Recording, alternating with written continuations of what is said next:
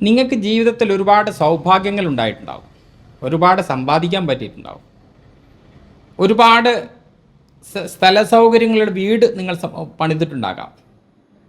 ഇതെല്ലാം ഉണ്ടായിരിക്കെ തന്നെ ഒരു നിമിഷത്തിൽ എനിക്ക് ഇത്ര മതി എന്ന് നിങ്ങൾക്ക് എപ്പോഴെങ്കിലും തോന്നാനുള്ള ധൈര്യം നിങ്ങൾക്ക് കാണിക്കാൻ പറ്റിയിട്ടുണ്ടോ?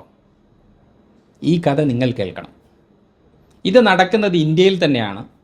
നിങ്ങൾക്കറിയാവുന്ന ഒരു റിയാലിറ്റി ഷോ, ലോകത്ത് മുഴുവൻ അറിയപ്പെടുന്ന ഒരുപാട് വ്യൂവേഴ്സ് ഉള്ളൊരു റിയാലിറ്റി ഷോ, കോൻ ബനേഗ ക്രോർപതി. ഇന്ത്യയുടെ താരമായ, ഇന്ത്യയുടെ അഭിമാനമായ അമിതാഭ് ബച്ചൻ നയിക്കുന്ന ഈ റിയാലിറ്റി ഷോ ഒരുപാട് പേര് വന്നിട്ടുണ്ട്. അവരുടെ മത്സരബുദ്ധി, അവരുടെ അറിവ് എല്ലാം പരീക്ഷിച്ചിട്ടുണ്ട്. ലോകം മുഴുവൻ അറിയപ്പെട്ടതാണ് റിയാലിറ്റി ഷോ. ആ റിയാലിറ്റി ഷോയിൽ ഒരു മത്സരാർത്ഥിയായിട്ട് നീരജ് സക്സേന എന്ന് പറഞ്ഞ കൽക്കട്ടക്കാരൻ വരുന്നു. നീരജ് സക്സേന ചില്ലറക്കാരനല്ല, വലിയ അറിവുള്ള ആളാണ്, പരന്ന അറിവുള്ള ആളാണ്. PhD ഡോക്ടറേറ്റ് നേടിയിട്ടുണ്ട്. അറിയപ്പെടുന്ന കൽക്കട്ടയിലെ ഒരു യൂണിവേഴ്സിറ്റിയുടെ പ്രൊഫസറാണ്. അദ്ദേഹം ഇരുന്നു, മത്സരം തുടങ്ങി.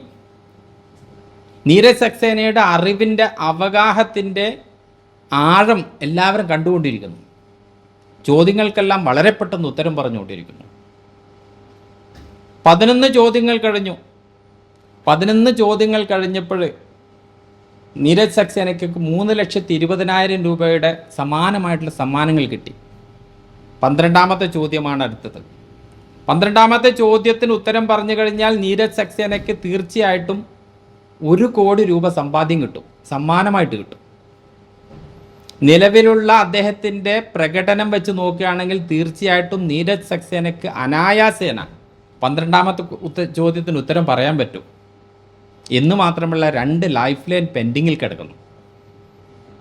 കോൻ ബനേഗ ക്രോർപതിയുടെ അവതാരകനായ അമിതാഭ് ബച്ചൻ നീരജ് സക്സേനയോട് ചോദിച്ചു, ഡോക്ടർ സാബ് നമുക്ക് തുടങ്ങാമല്ലേ?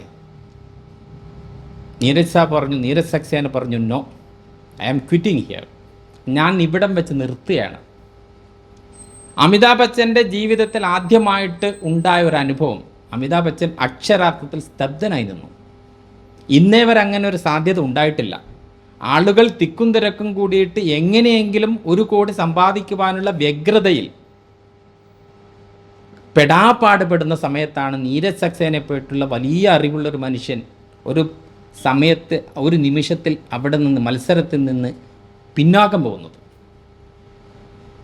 അമിതാഭ് ബച്ചൻ ചോദിച്ചു, എന്തു പറ്റി?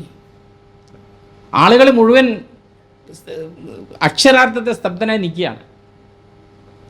നീരജ് സക്സേന പറഞ്ഞു, എൻ്റെ വയസ്സ് ഒരുപാടായിട്ടുണ്ട്, എനിക്ക് വേണ്ട സൗകര്യങ്ങളുള്ള പണം ഞാൻ സമ്പാദിച്ചിട്ടുണ്ട്, എനിക്ക് സമ്പാദ്യമുണ്ട്, എനിക്ക് സൗകര്യങ്ങളുണ്ട്, എനിക്കിത് മതി. ഞാൻ ഇവിടെ നിന്ന് ഈ മത്സരത്തിന് പിന്മാറുകയാണെങ്കിൽ യുവജനങ്ങളായ യൗവനമുള്ള ആളുകൾക്ക് സാധ്യതയുണ്ട്, അവർക്ക് അവസരങ്ങൾ കിട്ടും. അതിനു വേണ്ടിയിട്ടാണ് ഞാനിവിടെ നിന്ന് ഈ മത്സരത്തിൽ നിന്ന് പിന്മാറുന്നത് എന്ന് പറഞ്ഞു. നോക്കൂ, പാരമ്പര്യ സ്വത്ത്, കിട്ടിയ സ്വത്ത്, അല്ലെങ്കിൽ ഏതെങ്കിലും രൂപത്തിൽ സമ്പാദിക്കുവാനുള്ള ഓട്ടപ്പാച്ചിലിനിടയിൽ നമ്മൾ പലപ്പോഴും സ്നേഹം വിസ്മരിക്കുന്നു, ബന്ധങ്ങൾ വിസ്മരിക്കുന്നു. അച്ഛനും അമ്മയും തമ്മിലുള്ള, അച്ഛനും മക്കളും തമ്മിലുള്ള, സഹോദരങ്ങളുള്ള തമ്മിലുള്ള ബന്ധങ്ങൾ വിച്ഛേദിക്കപ്പെടുന്നു. ആ സമയത്താണ് നീരജ് സക്സേനയെ പോലെയുള്ള വലിയ മനുഷ്യർ നമ്മുടെ മുന്നിൽ ഒരു ഉദാത്ത മാതൃകയായിട്ട് മുന്നിൽ വരുന്നത്. കഥ തീരുന്നില്ല. ആ കഥയുടെ അവസാനം നീരജ് സക്സേന ആ മത്സരത്തിൽ നിന്നും ഒഴിവായതിന് ശേഷം ആ ഹോട്ട് സീറ്റിലേക്ക് വന്നൊരു പെൺകൊച്ചായിരുന്നു, ചെറിയ പെൺകുട്ടി.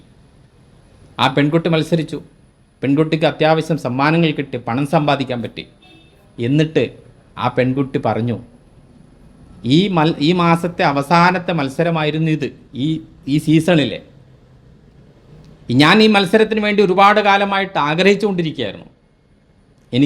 ഞാനിപ്പോൾ ജീവിക്കുന്നത് എൻ്റെ അച്ഛൻ എന്നെയും എൻ്റെ 2 സഹോദരിമാരെയും എൻ്റെ അമ്മയെയും വിട്ടേച്ചു കൊണ്ട് പോയതാണ്. ഞങ്ങളിപ്പോൾ കഴിയുന്നത് ഒരു അനാഥാലയത്തിലാണ്.